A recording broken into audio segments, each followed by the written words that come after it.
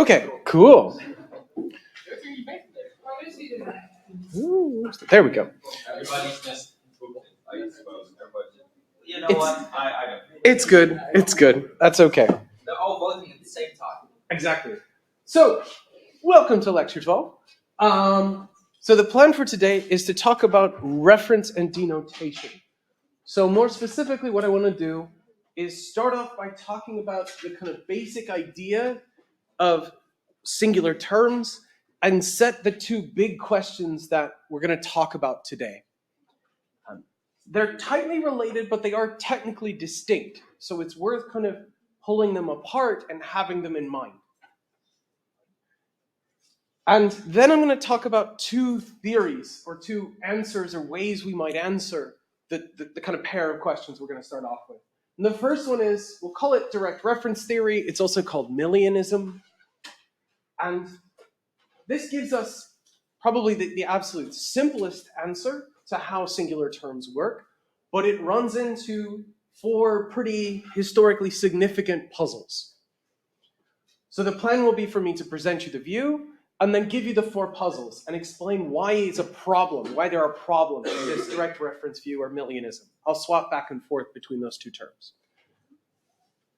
That'll set us up then to pivot to the alternative view, which is descriptivism. Now, the reading we had for today, like the chapter from Russell, is a paradigmatic example of descriptivism. It's also, I absolutely understand, a little archaic in the English, right?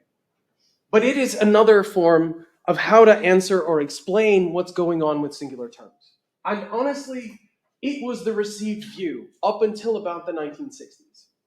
Everybody who was thinking about these questions was a descriptivist. And then Saul Kripke came along and raised three puzzles, and it kind of blew descriptivism up. So the plan for section 3 is to give you the view, kind of motivate it, explain how it solves the puzzles that the previous theory had, and then say, oh crap, here are the three big problems it faces. The upshot is going to be that, just to spoil the ending, well, it looks like these are our options, and it looks like both options kind of face pretty significant problems. So, welcome to philosophy. Right? But the good thing is, right, at least teasing out exactly where the problems come and why they come up is still very much worth figuring out. So, long and the short of it is, I'm not going to solve the two questions we're going to start with, but that's not for lack of trying. So that's the plan. Let's start off by talking about the very idea or the basic idea of singular terms. So remember, as we talked about last week, the general kind of structure for last week and this week and a little bit next week is this sort of subject-predicate structure for English sentences, for Dutch sentences, for a lot of natural language sentences. Last time we talked about predicates. This time we're talking about subject terms, nouns, basically. But in particular, we want to talk about very specific types of nouns. So singular terms are items of language that purport to denote particular individual entities. So it's easiest to think of four different types of examples. Proper names are singular terms, that is, because they are literally proper names, if they function at all, they pick out a specific individual.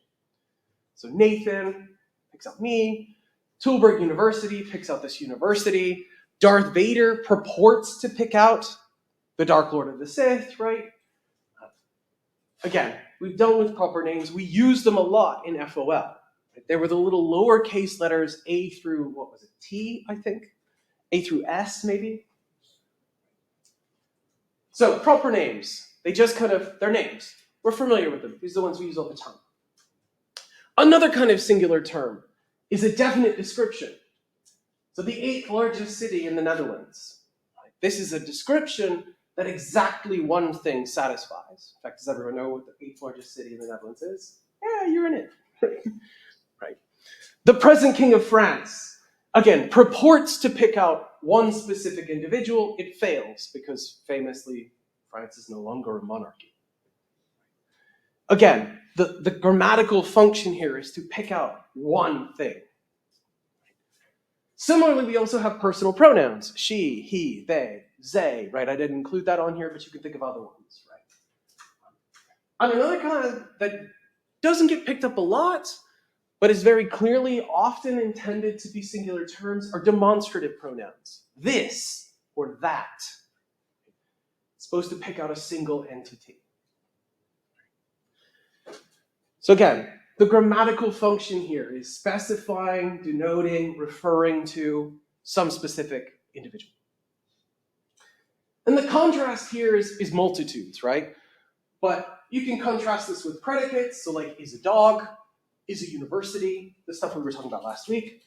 Similarly with general terms, like dog, or man, or university.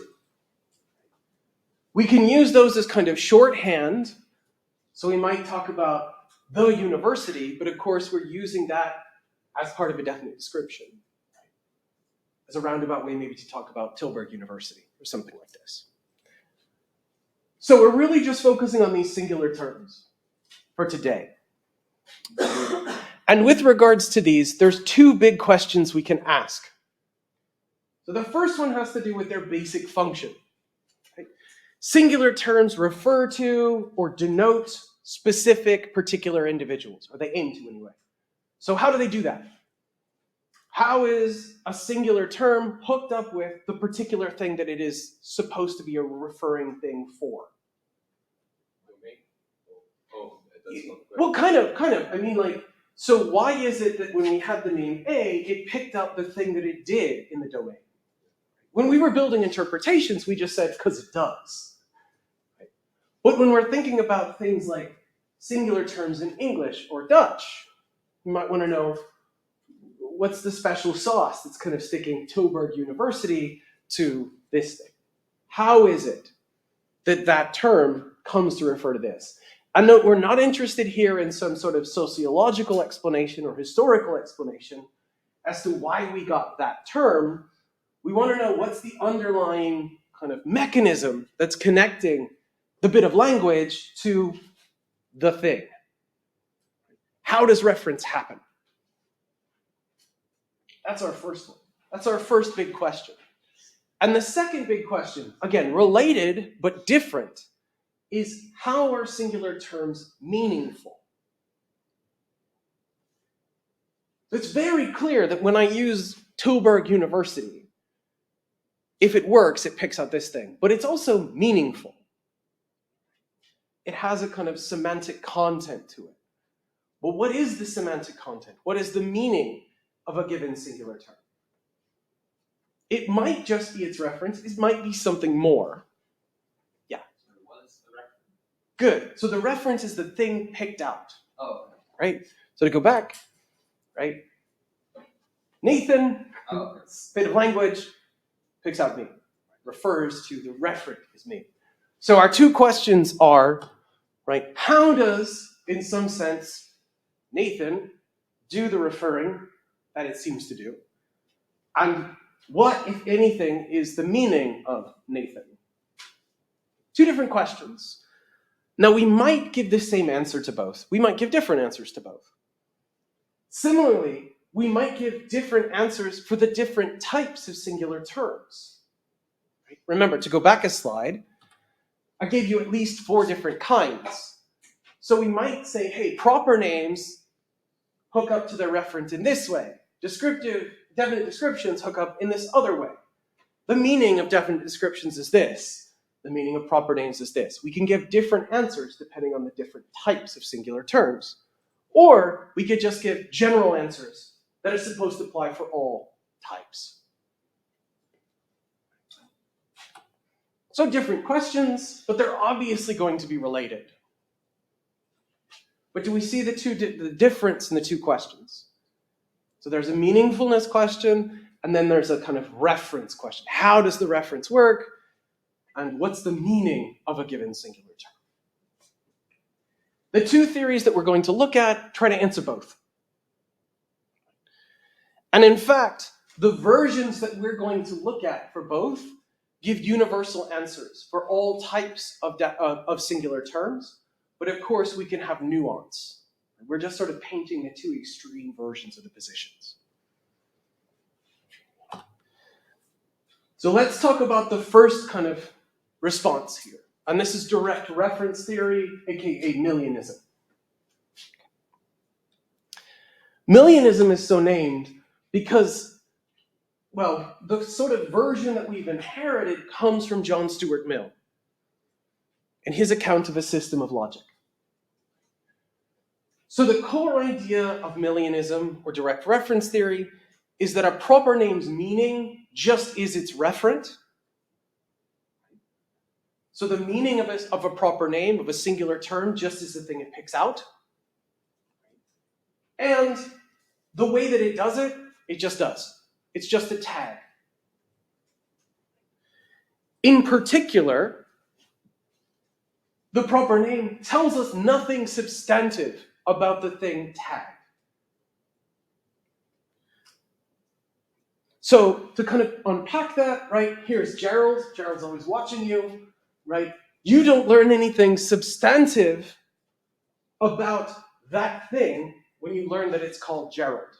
You just now have a way to talk about it. Gerald is slightly creepy looking. Cool. The name, the proper name, Gerald, is just a tag. It has no descriptive content. Similarly with Tilburg, you learn nothing about substantive about the place by learning that Tilburg is a name for this city. It's just a tag. There's no descriptive content. So again, millionism says, hey, proper names, the kind of core of these singular terms, the meaning is the referent, and reference works by, well, just sort of referential magic. There's no deep, dark, underlying story, and it's certainly not because the proper name encodes or underlies some kind of descriptive content.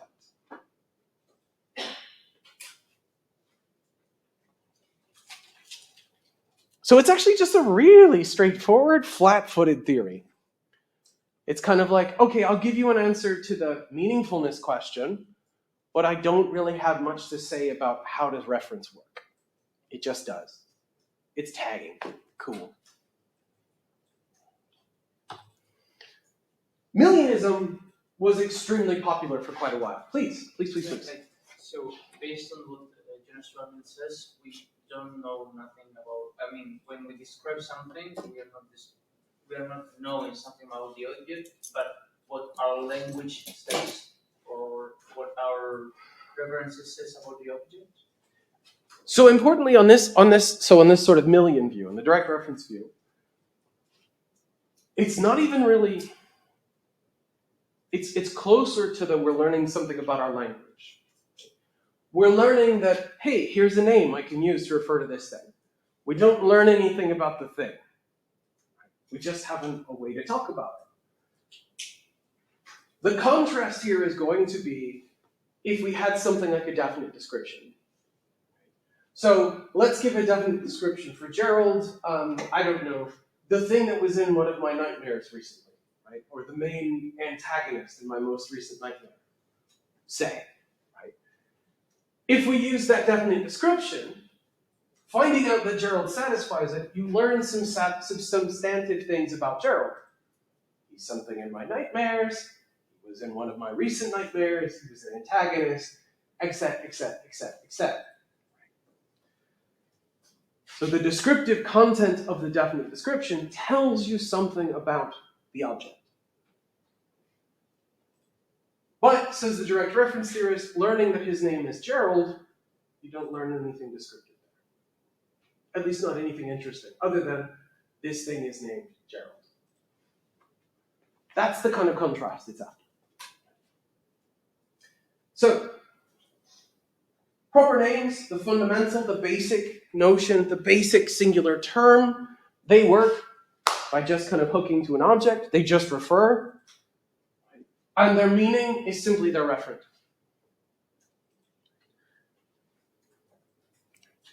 Now, this is a very flat-footed view. And it's a good place to start. Obviously not going to work. Please. What if you have like a name like Red? Cool. So red or redness, right?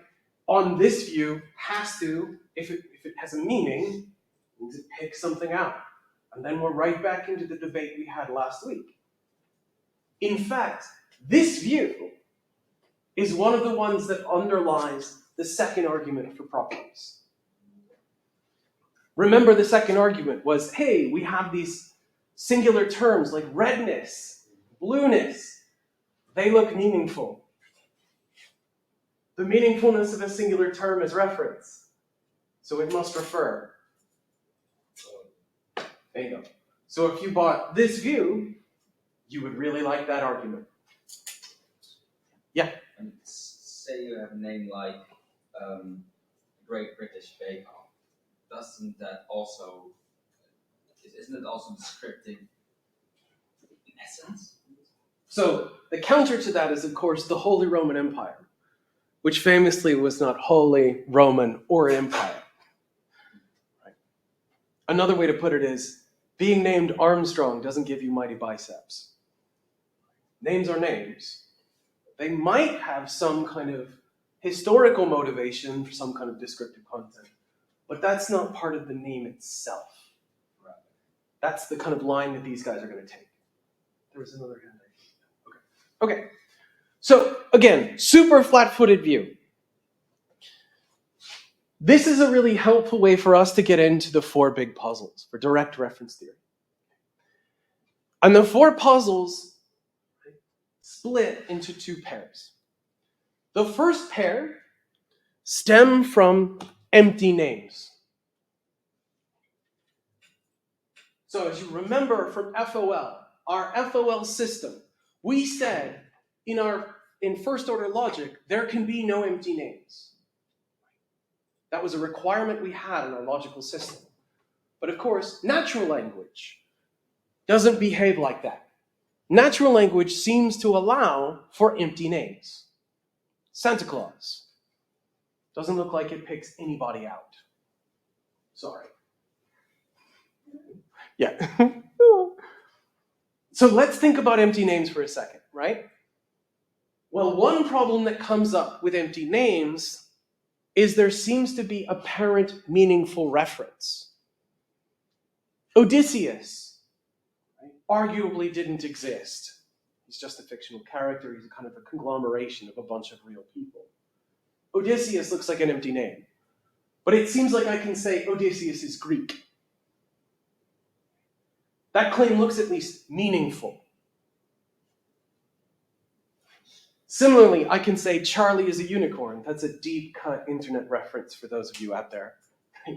Charlie's a unicorn. Again, meaningful. Santa wears a red suit. Meaningful. Even if it's false, because it has to at least be meaningful to be false. It needs to say something for it to then be evaluated as saying something false. But on the direct reference theory, on Millianism, that can't be the case. All of these claims need to be meaningless. Why do they have to be meaningless? Well, the names are all empty. The things picked out don't exist. In fact, that would be the explanation. Why is Odysseus' Greek false? Oh, because Odysseus didn't really exist. Why is Charlie is a unicorn false? Well, because Charlie doesn't exist and there are no unicorns. Santa wears a red suit. Why is that false? Because there is no Santa. So could you also say like Harry Potter is a wizard would also be false, but the fictional character Harry Potter is a wizard? Good. So note what you have to do there is reinterpret the claim. We need to say, oh, there's some kind of implicit modifier in the front, like, oh, according to the fiction, or according to the Greeks. Right. But that still doesn't really help. Because even those claims, with it embedded in an according to, blah, blah, blah, you still have to have that be meaningful.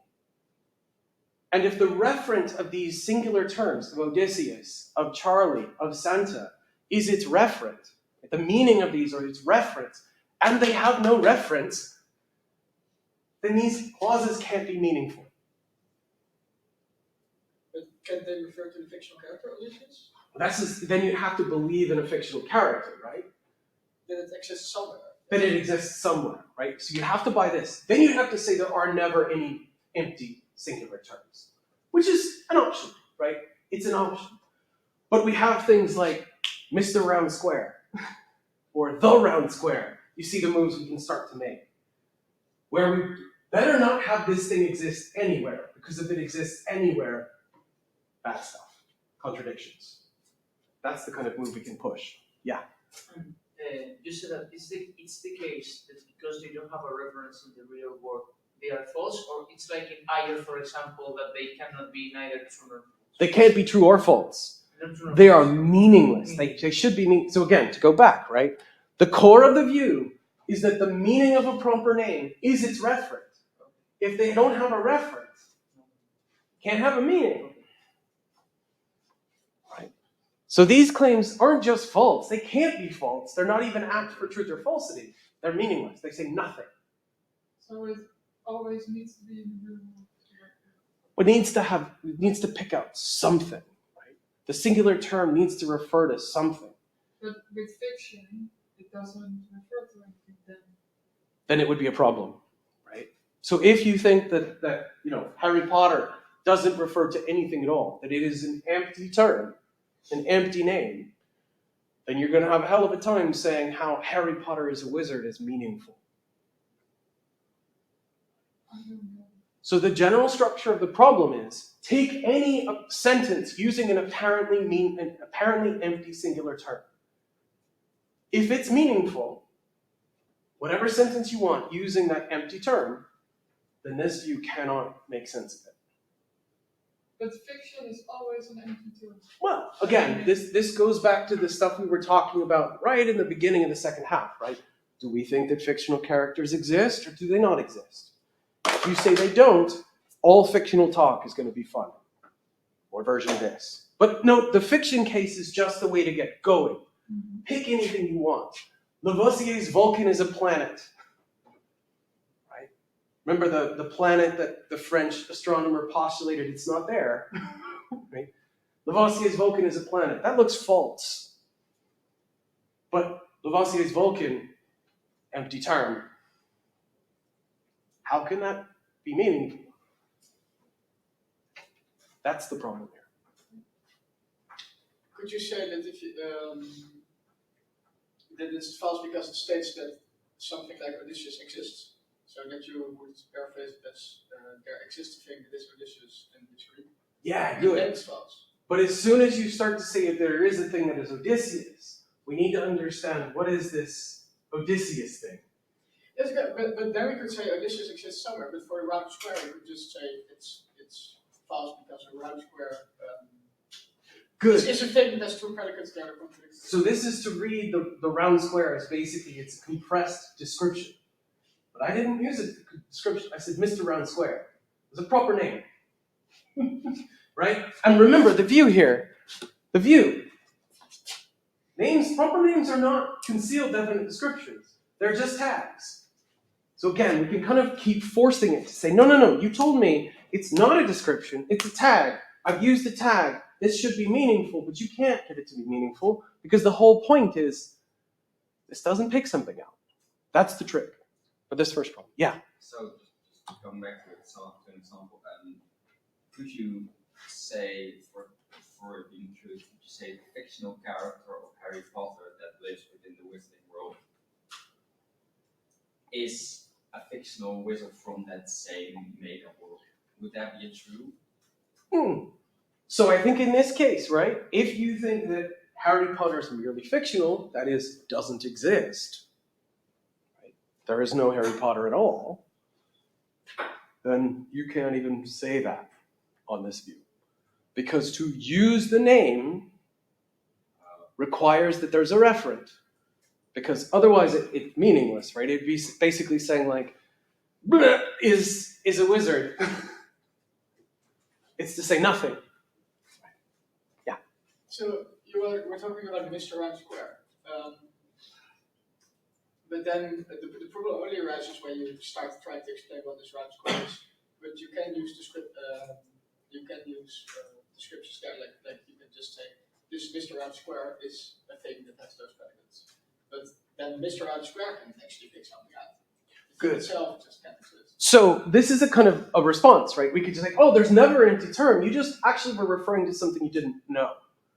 That's interesting. But then Odysseus' Greek turns out to be false because Odysseus picks out the number 3. Or whatever you want it to be, right? So this is now going to save the meaningfulness of these, but deliver a hell of a lot of weird stuff. Right? Odysseus is a prime number on this sort of jokey version that I was just giving. Turns out true? That's better, I guess? We're saving meaningfulness by committing to the truth of a bunch of claims that we didn't really think were plausible. So it's picking your poison. Right? Kind of saving reference by, oh, it picks out something different that we do believe in. And now things that we thought were true and false turn out in new and different weird ways.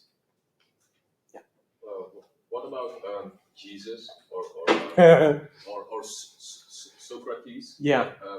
People that we don't know if they existed necessarily, but they might have.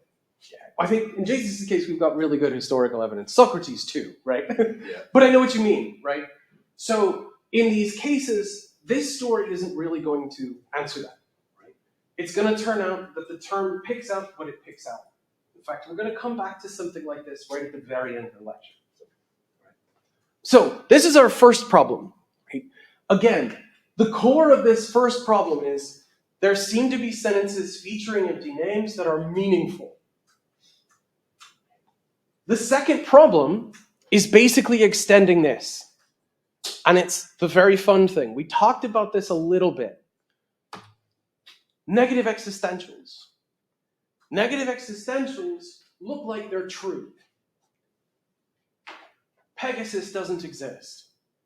Odysseus doesn't exist. Santa Claus doesn't exist. These are claims that on their face seem true. Insert whatever object you want, right?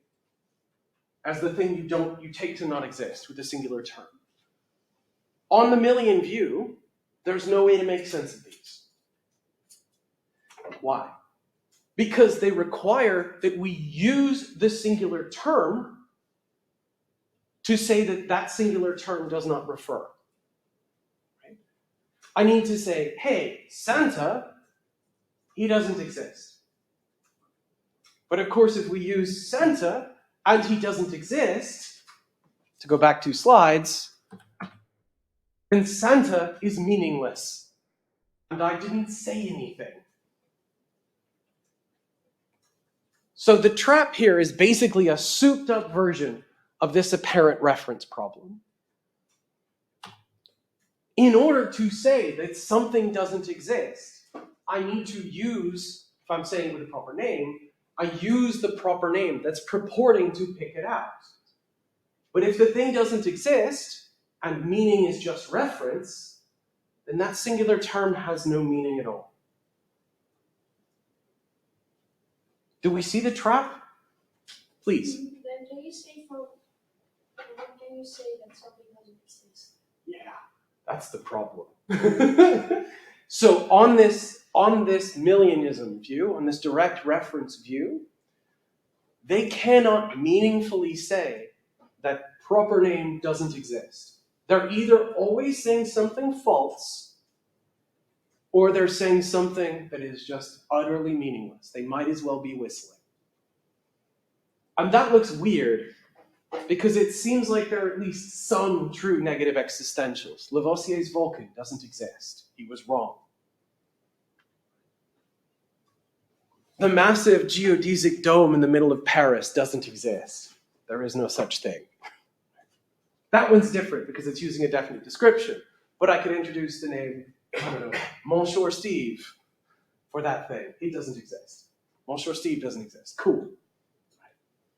My sister Julian doesn't exist. I don't have any sisters. Again, these look meaningful. Probably true. But there's no way that they can be on this theory. You can't still do it. Because the terms they're empty, and meaning is reference, right? According to this view. I find it a hard one because if we're talking about Santa Claus, I know where you refer to. Yeah, but you need to pick out Santa Claus in order to say this thing doesn't exist. Yes. So the thing is, right, I suspect what you're doing is you know what we're trying to refer to because you're thinking there's something like a description. It's a dude with a red suit and a beard and da-da-da-da-da. But remember, these guys say, hey, the descriptive content is not involved in this reference stuff. That's just extra stuff, right? The reference just happens or it doesn't. The descriptive things do not get in the way. They don't help. They're not there. They might as well not be. So the term goes out and it tries to find Santa, and it fails. And then all talk of Santa on this view, Because it doesn't catch description. because it doesn't pick out, right? It doesn't pick anything, should be meaningless. Because it fails. Don't you have like the same problem with normal proper names? So to say that something doesn't exist, you imply that it exists by just stating it. Good. So this is a particularly difficult problem, kind of for everyone, but it's made much worse for this view about singular terms. There might be ways, and in fact, we're going to talk about the other descriptivism. Descriptivism has a way to make sense of these that is just simply not available to the direct reference theorist. Okay, so our first pair of problems, again, both of them, this sort of apparent meaningful reference and negative existentials, they both have to do with empty terms. The second pair of problems have to do with identities, with substitution. So the first one I want to give a kind of run-up to. Right? So the second pair of problems for the direct reference theory involve substitution of co-referring terms. And the first puzzle here is often called Frege's puzzle, because Frege is the one who kind of brought it to the fore. So, let me tell you a really non-informative identity claim. Robert Zimmerman is Robert Zimmerman. Okay, cool. You probably learned nothing there, right? Does anyone know who Robert Zimmerman is? He's Bob Dylan, right? Cool. Some of you just learned something. Robert Zimmerman is Bob Dylan. Yeah? Do we feel like we learned, so at least you learned something today, right? Now let me give you another version of the same kind of thing. So let's have Calvin Cortazar Bodacious Jr. Do we know who that is? It's Snoop Dogg! 2 for 2. Again, everybody, you've learned something today. Problem. How can you be learning anything? If meaning of a singular term just is referent, then these should mean the same thing. Because the referent is literally the same dude, right? It's Snoop and it's Snoop in both cases. So how could the second identity claim be educatory? How could you learn anything from the second identity claim? Because the meaning of the second one is the exact same as the first. Do we see the puzzle?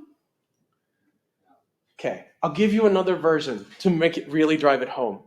This is my favorite version of Frege's puzzle. Right? Does everyone know the story of Oedipus and Jocasta? Right? Freud, right? Oedipal complex? Oedipus is prophesied to kill his father and marry his mother. So when he's born, his father pierces his foot, throws him out into the wild as a little baby. He's saved by some shepherds who raise him to adulthood. In adulthood, he meets a man in the crossroads who he kills. Turns out it was his dad, his real dad.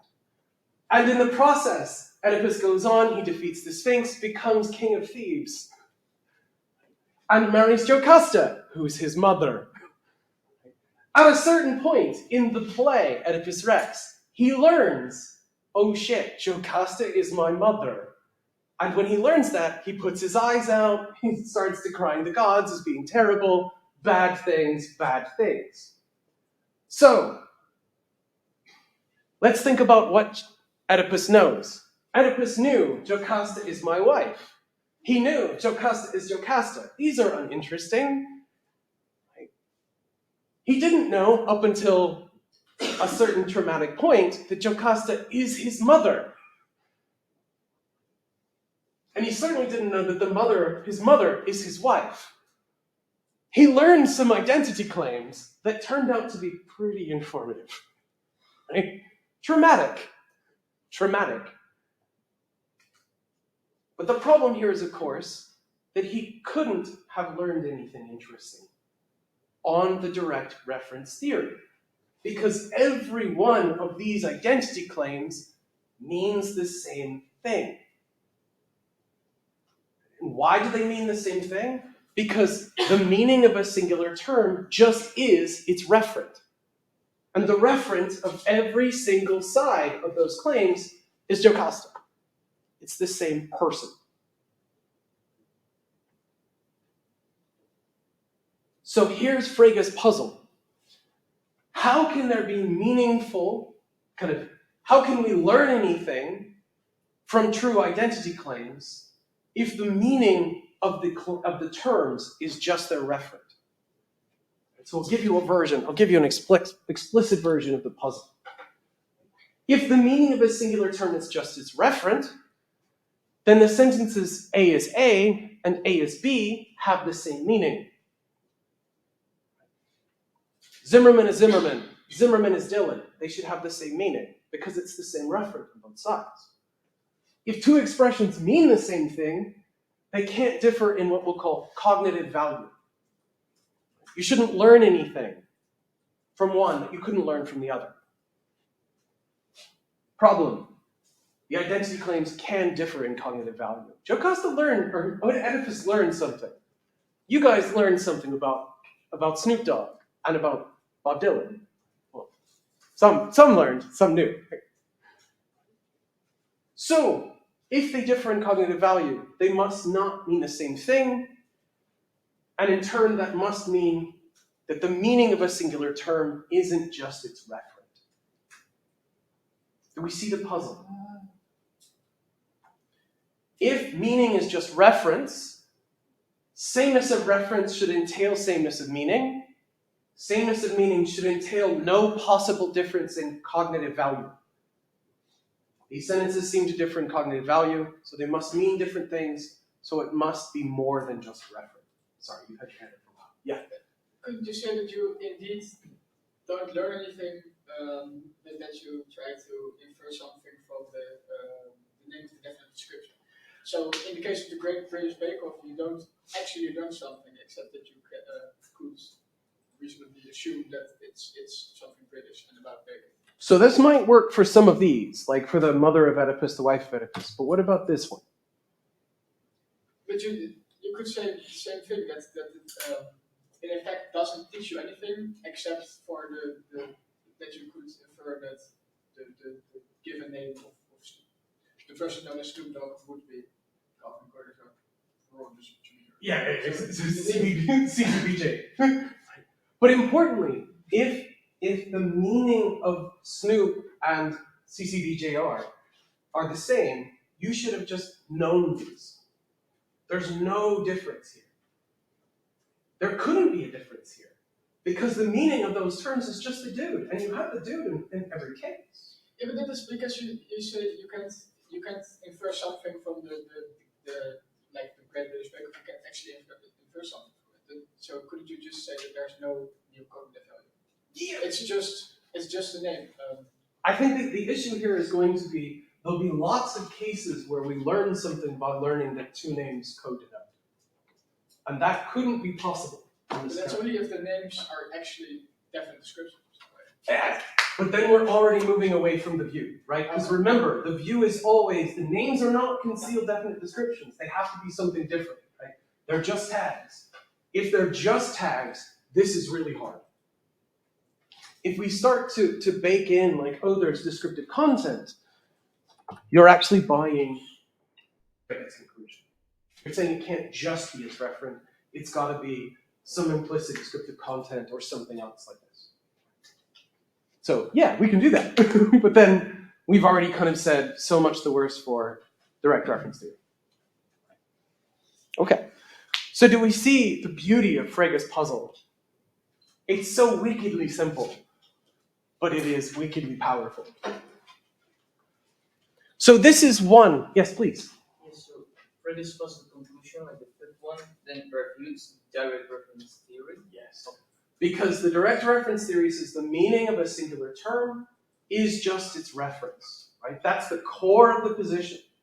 And the key point is that they don't have like A and B, they don't have the same cognitive value. Yeah.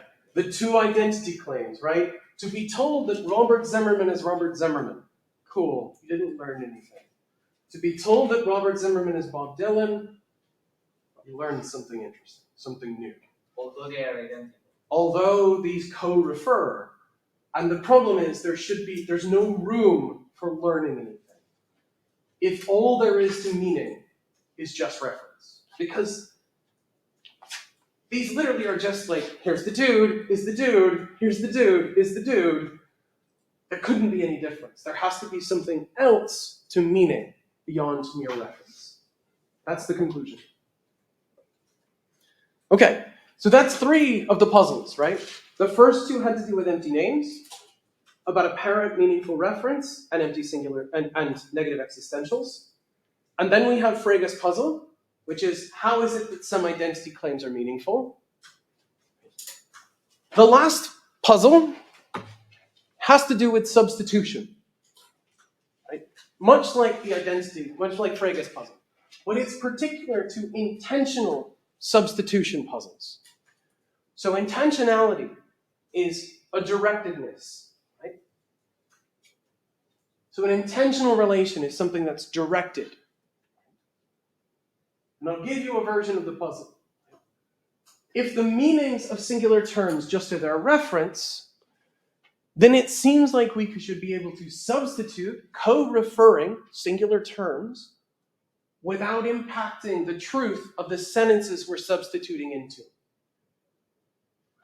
So for example, suppose Clark Kent is Superman. Then we can replace occurrences of Clark Kent with Superman without changing the truth of the sentence. Clark Kent is a reporter. If Clark Kent is Superman, then it follows that Superman is a reporter. Bob Dylan is a musician. Bob Dylan is Robert Zimmerman. Therefore, it follows that Robert Zimmerman is a musician. Because it doesn't matter how we pick the object out, because it's the same object, right? And the meaning of the term is just the thing picked out. So however we label it doesn't matter. We just grab it and then plug it in. That's the first thought. Problem is, this idea breaks down when we consider intentional contexts. This should be with a T, not S. That is, if we think about things like believes or thinks. Lois believes that Clark Kent is a reporter. Again, weird because it's in the fiction, but let's just suppose it's true, right? Lois believes that Superman is a reporter. That does not seem true. At least, well, depending on when in the Superman canon you are, right? But this is just a straightforward replacement of co-referring terms. So how could this happen? Let's give another example. Those of you who didn't know that Zimmerman is Dylan, you probably believe that Dylan is a musician. You probably did not believe that Zimmerman is a musician. But Dylan is Zimmerman. So you should be able to do the substitution without changing the truth of you believe that is a musician. But it would. Looks like the truth value changes. So the problem then is the meaning of these singular terms looks like it must be more than mere reference. Much like with the conclusion of Frege's puzzle, there seems to be something else in play. Maybe descriptive content, maybe something else. But it isn't mere referent. Because if it was just a mere referent, there's nothing to say why these differ. Do we see the puzzle? Sorry, you were... Yeah, so do you have another example of intentional context? Yeah. So take worships, right? So worships is another intentional context where it seems like how we think about a particular thing matters, how it's presented matters. It's hard because a lot of the examples are going to be fictional, but take this fictional instance, right? All of the little munchkins worship the great Wizard of Oz. They don't worship the man behind the curtain. But they are the same. And so as soon as they find out that it's the man behind the curtain, they stop worshiping. Another one, right? You might believe that Snoop is a great rapper. Or you might think that Snoop is a great rapper. You probably don't think that Calvin Cordelius Brodacious Jr. is a great rapper. You might think he's got a wicked name, but, you just don't have any thoughts about him at all. Under that guise, so intentional contexts seem to be one where how you pick the thing out matters. And there's no room for that kind of thing on direct reference theory. Because when you pick it out, that's just what it is. The meaning of the terms are just its referent. Okay. Do we feel like we got a grip on the four puzzles? Please. But then it's also dependent on who makes the claim, right, about that entity. As in, like, if I know that person in a different way, that like changes the statement, right? Yeah, but importantly, so the problem is there's no room for changing the kind of statement on this direct reference theory. It shouldn't matter how you pick something out if you pick out an object, because the meaning of the terms is just what's referred to. Oh, yeah. So how you get there shouldn't matter, just what you get to. Okay, so direct reference theory, this very simple flat-footed idea, actually kind of appealing, right? We've spent most of our time slaughtering the hell out of it, right? But it is actually a very intuitive idea. Problem is it runs into these four puzzles. Two of them having to do with empty names, two of them having to do with substitution. But effectively the issues stem from the same root. Direct reference theory says that the meaning of a singular term, the meaning of a name, is just its reference. And then we can run into a whole bunch of things that look like meaning needs to be something more than mere referent. Okay, so cool. That sets us up for the descriptivism. So what we're going to do, we've hit 35, basically 34. Let's take a 10-minute break to 45. We'll come back and we'll talk about descriptivism. Okay?